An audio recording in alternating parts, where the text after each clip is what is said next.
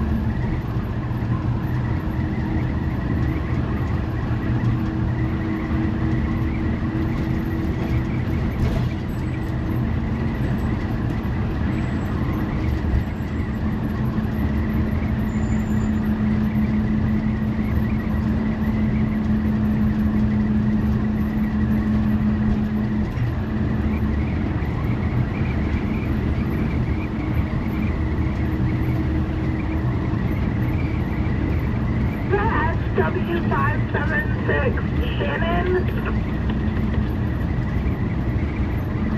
SW576 here. And did you find an EpiPen on your bus yesterday afternoon? Yes, I called that in this morning. Or I have her on the phone, so I'll let her know.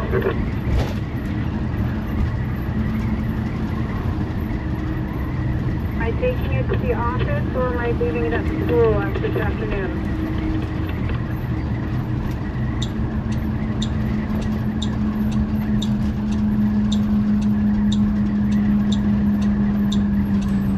Could you possibly drop it off at the school?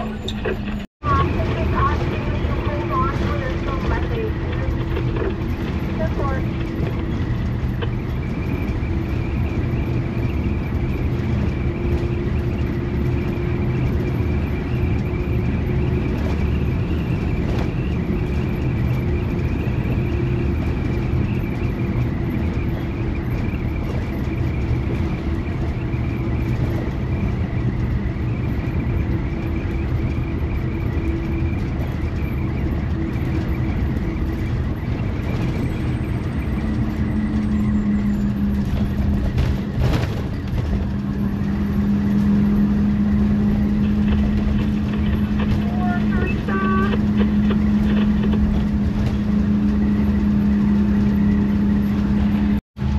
Mga ka-daily, simulan na natin yung first pickup natin ng elementary. So nandito na tayo. For confidentiality and security purposes, hindi natin pwedeng i-video kami yun, pick up natin sa mga bata. It's against the law dito yun, bawal yun.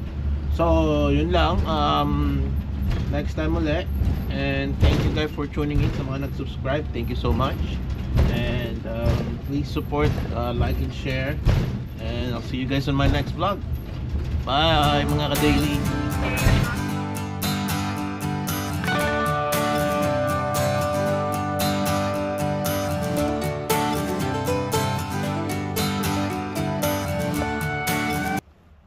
Hi mga ka-daily, nakapag-parking na tayo ngayon dito sa garage natin. Papa-wash natin yung bus natin ngayon kasi magandang araw, saka madumi na din siya. And uwi muna tayo. Gotta go to Costco, may titinan lang. And then ito yung garahe natin.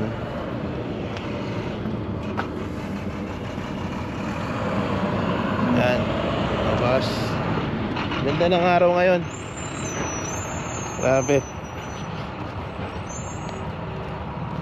Then uwi muna tayo. Then diretso tayo sa Costco. We're also working tonight sa airport. Bus dito, Lion Bus, made in Canada. Okay din siya. Ayan.